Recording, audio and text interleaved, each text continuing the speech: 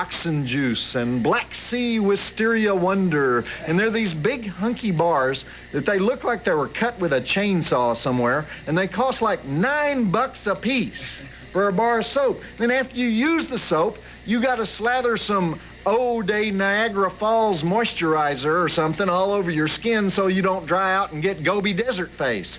But the main thing about all this stuff is the smell. You go in the store, all these people are just sniffing up a storm. You got a sinus convention going on in there. Some of the stuff they're smelling is just for smelling.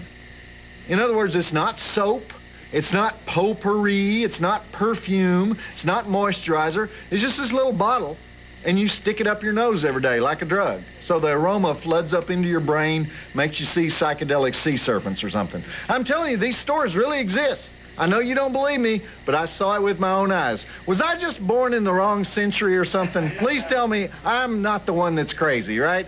Anyway, I've used up all the time and annoyed the viewing audience, so let's go right into The Fury from 1978. A top-secret government agency kidnaps young people with psychokinetic powers and trains them as secret weapons, but they shouldn't be messing with Kirk Douglas's son.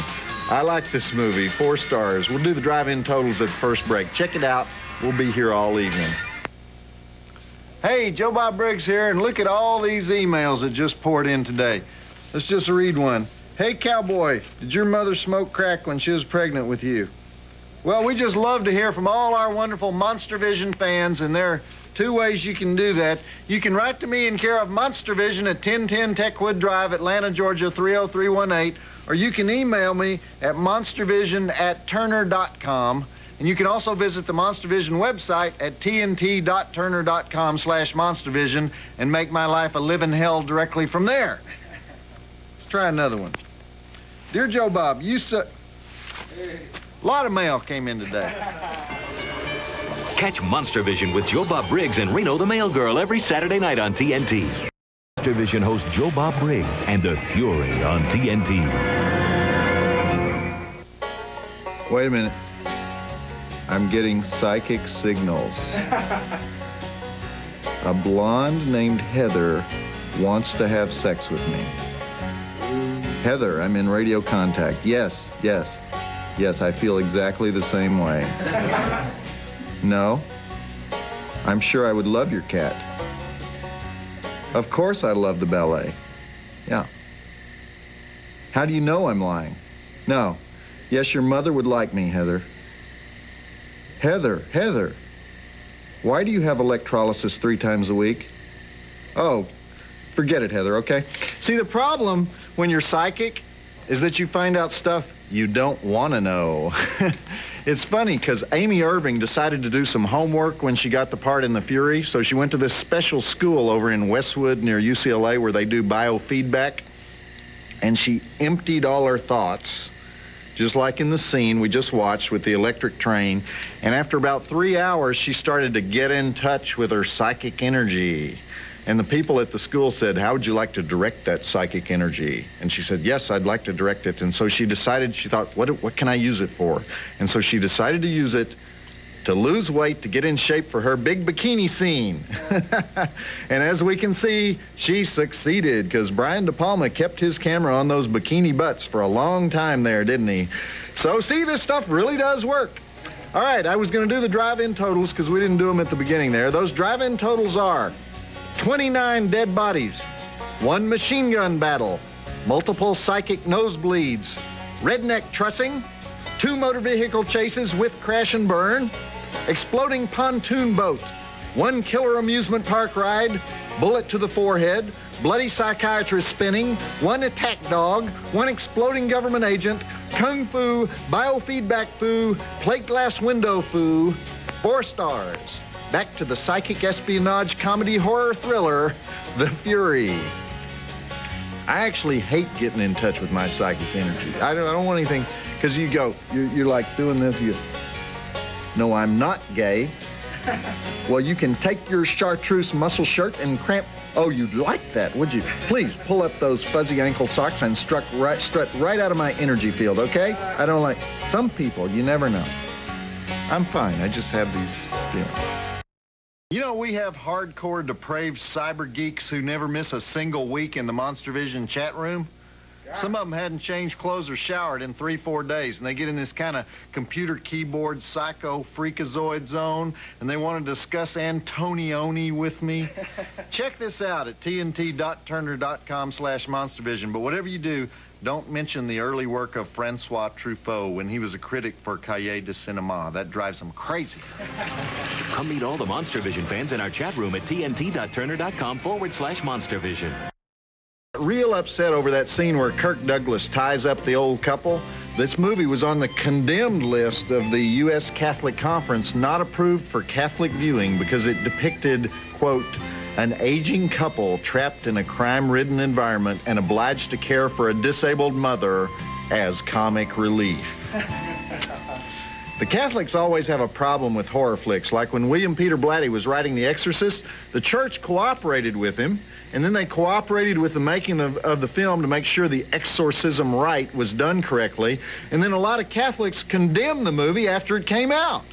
And they weren't too fond of Rosemary's Baby either, where Mia Farrow is a Catholic girl who gives birth to the devil's spawn. But it wasn't Mia's fault. Did they watch the movie? She was drugged the whole movie. It was John Cassavetes' fault. He was cooperating with the witches. And here he is again in this movie, John Cassavetes as the evil government agent, kidnapping Kirk Douglas' son, making the Catholic Church upset. Maybe John Cassavetes is the problem. You see John Cassavetes in a flick, you know the devil can't be too far away. Because Kirk Douglas spent his whole career playing mean guys, so they had to have somebody even meaner than Kirk Douglas in this movie so Kirk could be the good guy. Okay. Enough about Catholics, because I gotta stop talking about Catholics. Every time I say something about Catholics, they write in. We love Catholics here at Monstervision. Don't get me wrong. All the great horror flicks are Catholic. The Pope, hell of a guy. Roll it. He's infallible. Never makes a mistake. But what if the Pope got Alzheimer's? What if he forgot 2 of the disciples? Then there would be 10 disciples, right? Because he's infallible. What if he made up a new commandment? You know, thou shalt lie down with the lamb. You know, they'd have to write that down in the book, right? Infallible. Of course, they already do that in East Texas. And they're Baptists. Hi, I'm Reno, the Monstervision mail girl. And in case you don't know, Monstervision is also on the internet, and it's updated every week. To find us, go to tnt.turner.com/Monstervision, and you'll see our horrible lead stories of the week. In fact, you might even find out something about me. Pleasant dreams. See Reno deliver the Monstervision fan mail to Joe Bob Briggs every Saturday night on TNT. Back to Monstervision host Joe Bob Briggs and the Fury on TNT. Kirk Douglas is a little bit of a Looney Tune, isn't he? Why does he drive the car into Lake Michigan after he's already escaped? I didn't get that part. But that was one of the goofiest car chases ever filmed. And now he's getting some nookie in a hippie van with Carrie Snodgrass. This was Carrie Snodgrass's comeback role in her hometown of Chicago, because she was nominated for an Oscar in 1970 for Diary of a Mad Housewife, which was only her second film, and then she just dropped out of sight. She didn't work for 8 years, and most of that time she was living with the singer Neil Young. They had a son together, although they never got married, and she said that taking care of Neil and her son was more interesting than acting. But then they broke up, and she changed her mind, and her comeback film was supposed to be Rocky. They wanted to hire her, but her agent asked for too much money, so they hired Talia Shire instead, and so she ended up in the road company of the play Vanities, and that's where Brian De Palma saw her and hired her for The Fury, and she never really had another big hit film. She made a lot of B movies in the 80s. She was in Murphy's Law, one of the best Charles Bronson movies. She starred on Broadway in A Couple of White Chicks Sitting Around Talking. Everybody kind of remembers that. And sometimes you'll see her on TV. She turns up in The X-Files and Chicago Hope. Anyhow, right now she's got the hots for Kirk Douglas, and she'll do anything to help him find his son. Anything. Don't you love it when a woman says that? Roll it. It has happened to me. I've had a woman say, I've had a woman say, I'll do anything you want, Joe Bob. Yeah. Yes, she was a hooker, but kind of large. But no, she didn't weigh 300 pounds. 200. Blast into space with Kirk Douglas and Farrah Fawcett when Joe Bob hosts Saturn III next. And tomorrow night at 8, see why sometimes all that matters is taking a stand. Ride with John Wayne and Rock Hudson in The Undefeated. Do you like legs? Well, here's an attractive set. All-you-can-eat snow crab legs at Red Lobster for only $4. Speaking of people who are sensitized to the bioplasmic universe, don't you love it when they make up this scientific language in telepathy movies? We must explore her power to psychometrize. Anyway, the TNT Mail Girl is on her way out here right now, and I think, oh my God, I just got an extremely strong psychic hit from you. What? You're worried about your dog. I don't have a dog. You're worried about your cat. I don't have a cat. You're worried about your boyfriend. I don't have a boyfriend. Yes? All right. Man, outstanding. I knew that. See, I just wanted to see if you were a truthful person. What are you doing after the show? Going home to feed my cat. You just said... I know, I was just testing to see how psychic you are. I'm not psychic. I'm horny. Yeah, and aren't we all amazed about that? Why don't we just go ahead and read a letter, okay? This comes from McNeil Island Correction Center in Steilacoom, Washington. Okay. Oh, we're doing jail mail. That's why I'm in the black... Yeah? Okay, I forgot. I forgot to say Joe Bob's jailbreak. But we're all psychic. Well, I mean, it's a federal prison. You're going to like that. Yes, because you get a little better class of prisoner at the federal level. Not to denigrate any of our fine state penal institutions. But anyway, hey, Joe Bob, just a note to let you know that me and the other guys at the McNeil Island Correction Center watch your show every Saturday. Thank you. Your unique, weird, and sometimes frightening insights into the mundane and downright simplistic are an inspiration to those of us who, temporarily, also have no life. But you do have Reno, bless her little, heart. Oh, thank you so much. So we think you have one hell of a show. Here is the required prison menu. He included the menu here. Oh. The taste of the food does not necessarily correspond with meal labels. Keep the movies coming. Kevin Hoffman, number 760-646, McNeil Island.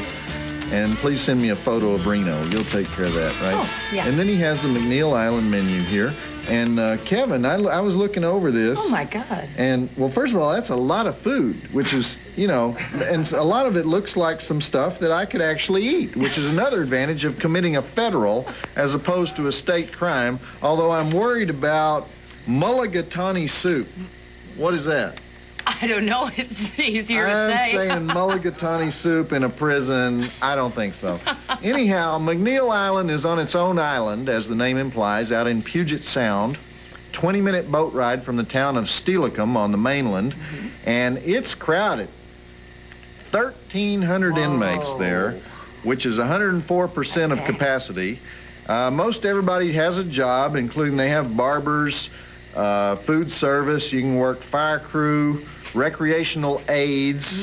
That's those guys who stand around in the weight room and say, one more rep there, buddy. Good. Okay. Yeah. Carpenters, welders, electricians. They even raise beef cattle out there on the island. They run a dairy farm. So that's a job I'd want if I was at this prison. Well, it's out in the open air, right? Okay, Kevin, appreciate the support. Keep watching. Remember, free your mind and your butt will follow. And as the mail girl always says... We love a captive audience. Yeah. Hon, you know what I think we should do? Hun? Yeah. I think we should put our heads together and send good psychic energy to all the inmates at McNeil Island. They're crammed in there like sardines. They need some help. Do I have to actually touch your head? Yeah. Works better that way. Come on, let's do it. Okay. Here, I'll show you. Touch my head. All right. Good. Now what? Empty your mind of all thoughts. Okay. Is it empty? No, not yet. Just a minute. Is it empty?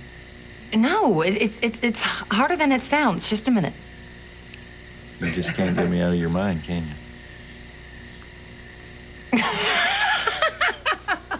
Oh, fool. Back to the movie.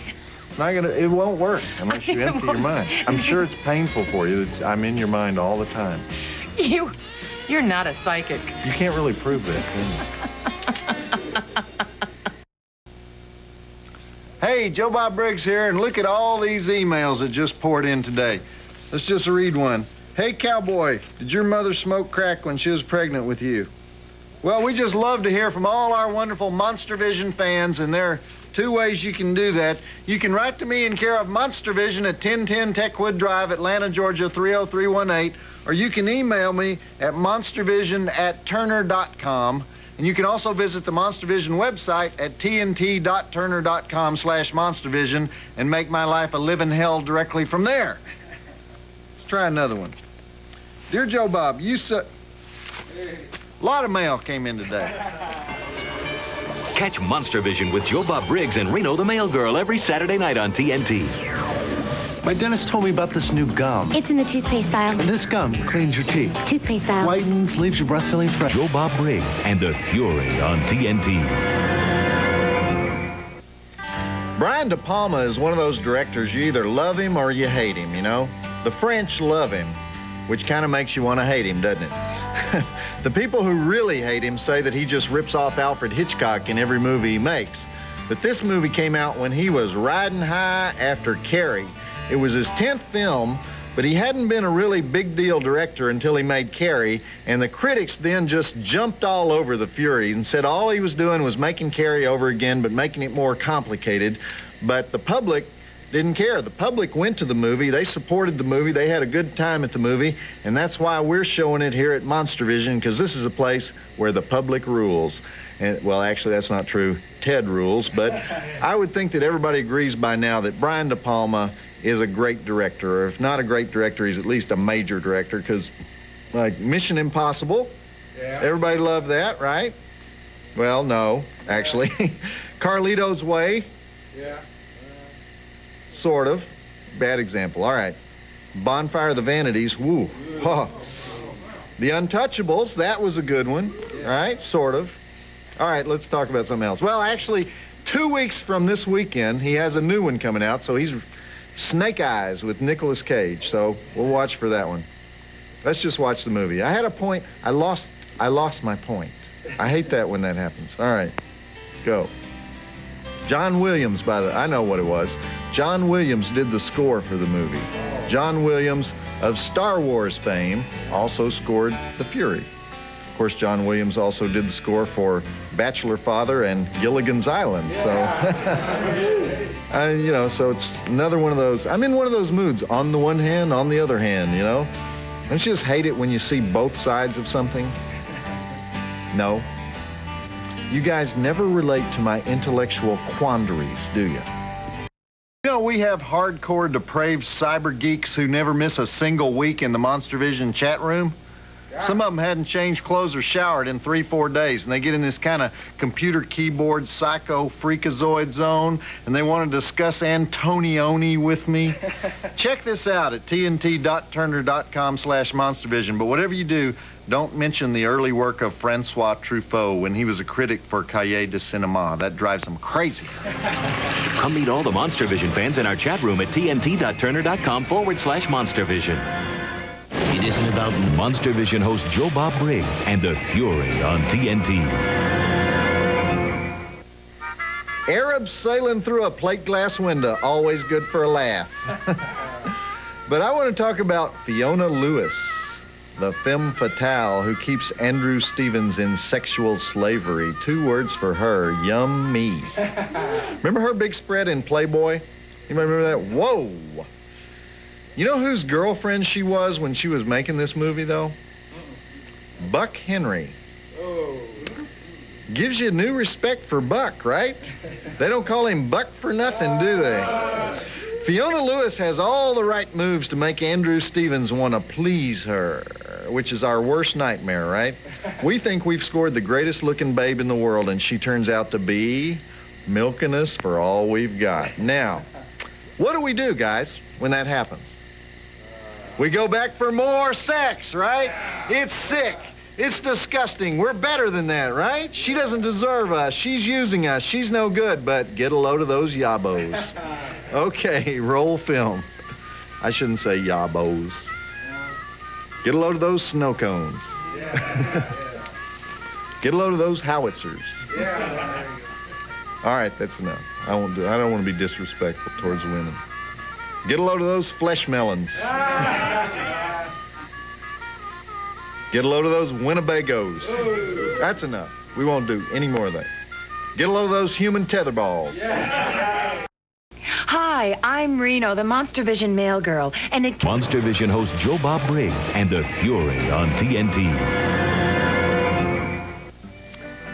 Isur Danielovich Dembski is a Russian Jew better known as Kirk Douglas, who we just saw in his big emotional scene in The Fury. And if you think he looks a little old in this movie, let it be known that he was far from finished. He was 63 when he made this movie, but he did 22 more films after this movie, including our second feature tonight, Saturn III, a movie that he totally carries opposite Farrah Fawcett, or Farrah Fawcett Majors, whichever one she was using at the time. Anyway, this was Kirk Douglas's 62nd film, and it was Amy Irving's third film.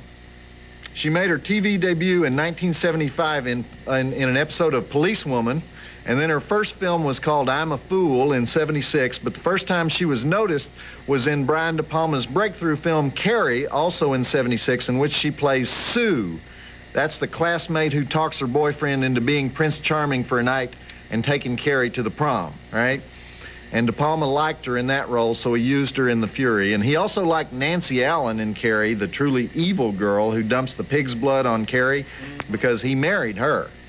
But anyway, by the way, we're going to be showing Carrie on Monstervision on September 5th, Labor Day weekend, for all you guys who are always writing in requesting Carrie. All right, what was my point? Oh, yeah. Kirk Douglas, nominated for Oscars 3 times, Lust for Life, The Bad and the Beautiful, and Champion. And Amy Irving was nominated for an Oscar 1 time. Yentl. What's wrong with this picture? Roll it. Okay. The immortal Yentl. How is that possible? How is it possible to get an Oscar for Yentl? Of course, by then she didn't care because she was married to Steven Spielberg, which didn't last, but she got a cozy little divorce settlement, 80 mil. You know, Amy, this relationship is just not working out. Would 80 tide you over? Coming up, blast into space with Kirk Douglas and Farrah Fawcett when Joe Bob hosts Saturn III next. And tomorrow night at 8, see why sometimes all that matters is taking a stand. Ride with John Wayne and Rock Hudson in The Undefeated. Back to Monstervision host Joe Bob Briggs and the Fury on TNT. Well, we got a little bit too bloody for TNT in that last sequence, so we had to take out 8 seconds of Fiona Lewis spewing guts all over the furniture. We have pretty strict gut-spewing standards here at TNT. The censors will let you have a little gore here and there, but not the whole 9 yards like Brian De Palma did it there. Every single person in this movie is nasty, including the people you're supposed to like. Even Andrew Stevens. You don't have that much sympathy for Andrew Stevens at this point. You know, Andrew was 22 years old when he made this, and he was mostly known for being the son of Stella Stevens. Of course, Andrew would go on in later years to co-star 97 times with Shannon Tweed in movies made for Showtime and normally seen only on pay-per-view hotel channels. So he was kind of warming up for his true calling in life when he worked with the sexy Fiona Lewis in The Fury. And now the thrilling conclusion of the Brian De Palma flick that the critics hated, the public kind of liked, and history has forgotten. Roll it. When this came out, one more thing. 20th Century Fox claimed that this was based on real events and that the KGB and the CIA were really racing to see who could use telepathy as a weapon, try to win a war by sending brain waves through the TV screen of whoever was watching. And, well, come to think of it, it's kind of what we do here on Monstervision every week, but let's not go there, right?